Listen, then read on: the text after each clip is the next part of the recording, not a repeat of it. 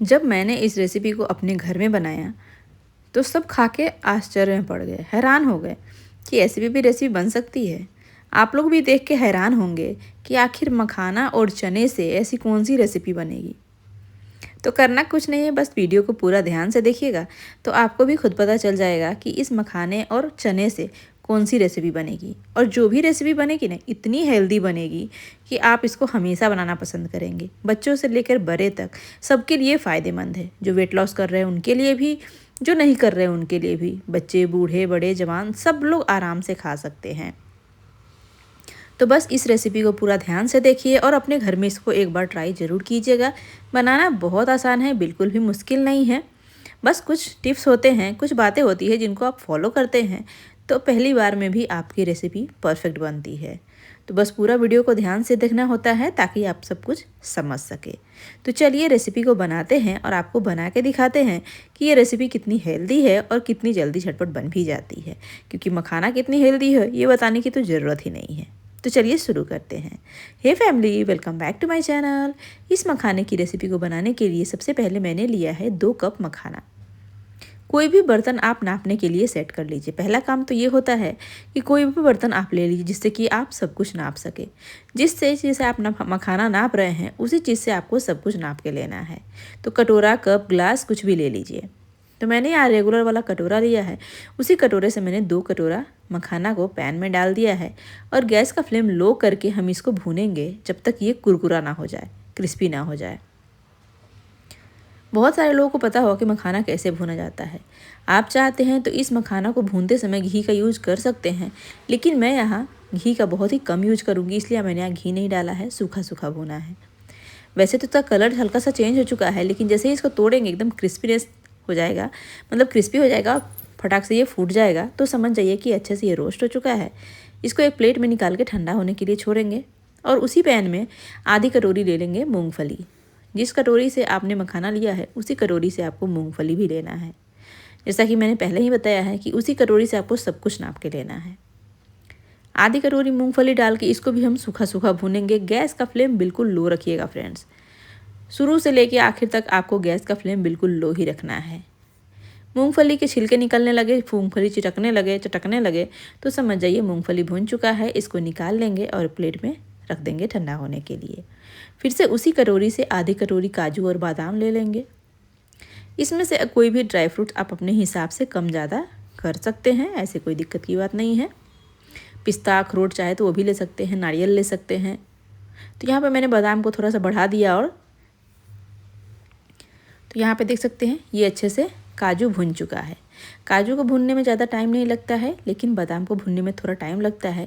इसलिए यहाँ पे मैं काजू को पहले निकाल ले रही हूँ, फिर से बादाम को थोड़ा सा और भूनूंगी, फिर बादाम को निकालूंगी। तो जैसा कि मैंने आपको बताया कि आप ड्राई फ्रूट्स को अपने हिसाब से कम ज़्यादा कर सकती हैं, तो यहाँ पर मैंने बादाम को थोड़ा सा और बढ़ा दिया है, काजू उतना ही रखा है। तो इसी तरह से हम सबको सूखा सूखा भून लेंगे। भूनने से क्या होता है ना, इसका सेल्फ लाइफ बढ़ जाता है और टेस्ट भी बढ़ता है।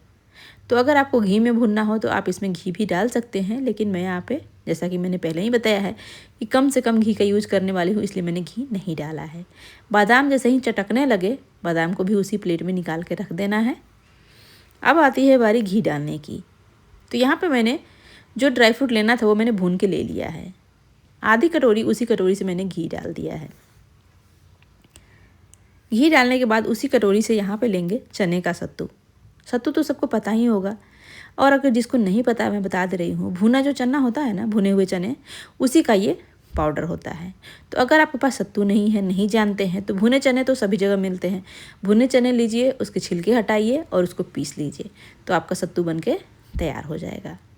वैसे तो ये आटा भुना चना का होता है, मतलब कि चने भून के बनते हैं, तो इसको ज़्यादा भूनने की ज़रूरत नहीं होती है। लेकिन घी में भून लेंगे तो इसका टेस्ट तो बढ़ेगा ही, इसका सेल्फ लाइफ भी बढ़ जाएगा, मतलब इसको आप लंबे समय तक स्टोर कर सकते हैं। तो आधी कटोरी घी में 2 कटोरी मैंने यहाँ पे सत्तू डाला है और इसको भी लो फ्लेम पे ही हम भूनेंगे, इस तरह से मैश करते हुए, ताकि इसमें जितनी भी गुठलियाँ है वो सारे फूट जाएँ।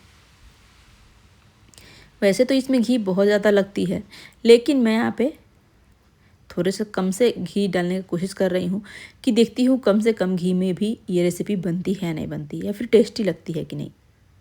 तो मर्जी आपकी है, घी डालना आपकी चॉइस है कि घी आप कितना डालना चाहते हैं। तो चलिए इसको भूनते हैं। तो यहाँ पे आप देख सकते हैं जो सत्तू है उसका कलर बिल्कुल चेंज हो चुका है, लेकिन एकदम सूखा सूखा लग रहा है। तो 2 चम्मच यहाँ फिर से मैं घी डाल दे रही हूँ और फिर से इसको भूनेंगे। 2 चम्मच घी डालते ही आप देखेंगे कि तुरंत ये गीला हो जाएगा और एकदम लटपट हो जाएगा। मतलब कि लटपट हमारे भाषा में बोलते हैं कि मतलब गीला हो गया, चिपचिप हो गया, उसको बोलते हैं। तो यहाँ पे आप देख सकते हैं घी डालते ही कैसे ये चिपचिप हो गया। तो इस तरह से करके इसको अच्छे से मिक्स कर लेना है। गैस का फ्लेम लो तो है ही, इसको एक बार मिक्स करके छोड़ेंगे। तब तक इधर सारे ड्राई फ्रूट ठंडे हो चुके हैं। इसको डालेंगे मिक्सी जार में और इसको पीस लेंगे। तो जैसा कि यहाँ पे मैंने काजू, बादाम, मूंगफली और मखाना लिया है। आप इसमें नारियल ले सकते हैं, पिस्ता ले सकते हैं, अखरोट ले सकते हैं, अपनी मर्ज़ी से ड्राई फ्रूट्स आप इसमें ऐड कर सकते हैं। तो इसको इसमें डाल के इसे पीस लेना है। तो फ्रेंड्स, आपको ये हेल्दी रेसिपी कैसी लग रही है कमेंट्स करके ज़रूर बताइएगा। अगर ये रेसिपी थोड़ी सी भी अच्छी लगती हो तो प्लीज़ वीडियो को लाइक करके शेयर ज़रूर कर दीजिएगा, ताकि सब लोग अपने घर में इसको बना सके, और चैनल को भी सब्सक्राइब कर लीजिएगा। यहाँ पे देखिए जो सत्तू है बहुत अच्छे से घी के साथ भुन चुका है। इसका कलर देखिए कितना प्यारा आ चुका है। और जैसे जैसे सत्तू भुनता है ना, वैसे वैसे ये घी छोड़ना शुरू कर देता है। शुरू में तो सारा घी को सोख लेता है, लेकिन जैसे ही भुन जाता है ये घी को रिलीज़ कर देता है। जैसे कि आप बेसन के लड्डू बनाते होंगे ना, तो कैसे उसका टेक्सचर आता है ना, बिल्कुल उसी टेक्सचर का होता है। तो अब मैं आपको बता रही हूँ कि यहाँ पर टोटल मैं बात करूँ तो 1 कटोरी घी लग चुका है। 2 कटोरी सत्तू था जिसमें मैंने 1 कटोरी घी, पहले आधी कटोरी डाला था, फिर 2 चम्मच, फिर से 2 चम्मच, इस तरह से करके 1 कटोरी घी इसमें लग गया है। तो यहाँ पे अभी अच्छे से भुन चुका है। गैस बंद कर देना है और इसमें जो ड्राई फ्रूट्स पीस के रखे हैं वो इसमें डाल देना है। गैस बंद करके ही डालना है, इसका खास ध्यान रखिएगा। और इसको अच्छे से हम मिक्स करेंगे। वैसे तो इस लड्डू को बनाने में चाशनी की कोई ज़रूरत नहीं होती है, लेकिन अगर आपको चाशनी वाली पसंद हो तो आप गुड़ की चाशनी बना के इस लड्डू को बना सकते हैं। लेकिन मैं यहाँ चाशनी वाले लड्डू नहीं बना रही हूँ। मैं आपको बताऊँगी कि इस लड्डू को मैं कैसे बनाऊँगी। तो यहाँ पे देखिए इस सत्तू के साथ इस ड्राई फ्रूट्स के पाउडर को भी हम अच्छे से मिक्स करेंगे। तो अब आप सोच सकते हैं कि ये जो सत्तू के मैं लड्डू बना रही हूँ ये बहुत ही हेल्दी होने वाली है। कितना टेस्टी होने वाला, हेल्दी होने वाला है, क्योंकि आप देख रहे हैं इसमें कितने ड्राई फ्रूट डले हुए हैं। अब यहाँ पे मैंने 3/4 कप, उस कटोरी से 3/4 कटोरी चीनी को पीस के लिया है। आप चीनी नहीं खाना चाहते हैं तो आप जो मिश्री होती है ना, मिश्री, धागे वाली मिश्री, उसको भी पीस के ले सकते हैं। गुड़ का पाउडर ले सकते हैं या फिर गुड़ की चाशनी बना के ले सकते हैं। सभी चीज़ों को अच्छे से मिक्स करने के बाद यहाँ पे मैंने 1 से 1.5 चम्मच घी वापस से डाल दिया है और अच्छे से इसको मिक्स करेंगे। तो चलिए अच्छे से मिक्स करके इसको एक प्लेट में निकाल लेते हैं, ताकि जल्दी से थोड़ा सा ठंडा हो जाए, क्योंकि अभी बहुत गर्म है। इतना गरम गरम में लड्डू बनेगा नहीं, तो हल्का सा इसको ठंडा करेंगे। ध्यान रखिएगा फ्रेंड्स, बहुत ज़्यादा ठंडा भी मत कीजिएगा, नहीं तो ये लड्डू बंधेगा नहीं।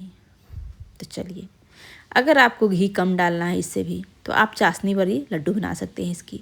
लेकिन इससे भी ज़्यादा अगर आप घी डालते हैं फिर तो कोई दिक्कत ही नहीं, और लड्डू और भी आराम से बन जाएगी।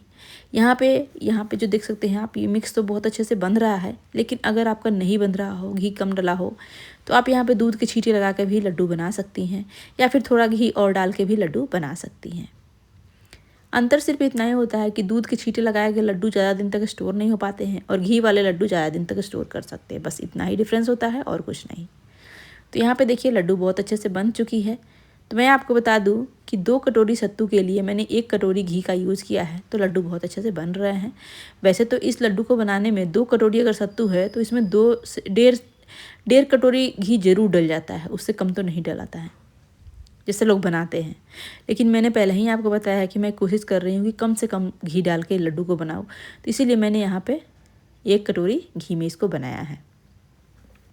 तो कैसे लगे आपको ये तरीका लड्डू बनाने की, कमेंट ज़रूर कीजिएगा, चैनल को सब्सक्राइब कीजिएगा और इस वीडियो को सबके साथ शेयर कीजिएगा, ताकि सब लोग अपने घर में इस तरह से हेल्दी लड्डू बना के रख सके और बच्चों को बाहर का खाना देना बंद करें।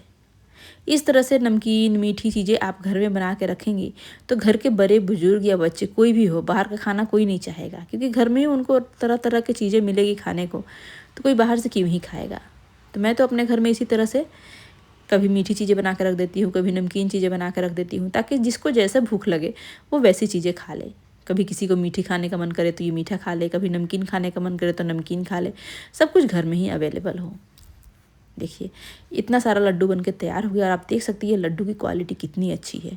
शुद्ध तरीके से घर में बनाए गए घर के चीज़ों से कितना टेस्टी और कितना हेल्दी होगा ये आप खुद सोच सकते हैं। मखाना में कितना कैल्शियम होता है ये तो आप जानते ही हैं। तो आप लोग भी अपने घर में इस लड्डू को बनाइए और बच्चे बड़े सभी को खिलाइए, खुद भी खाइए। ये देखिए कितना सॉफ्ट लड्डू बना है, बिल्कुल भी कड़क नहीं होता है, एकदम सॉफ्ट होता है, माउथ मेल्टिंग होता है, मुँह में घुलने वाला होता है। तो बहुत सारी बातें मैंने आपको बता दी। तो अब आप लोगों का काम बनता है कि इस लड्डू को बनाइए और कमेंट्स करके बताइए। इसी तरह से मिलते हैं नेक्स्ट वीडियो में, तब तक के लिए बाय बाय, थैंक यू। इसी तरह से रोज़ वीडियो देखते रहिए।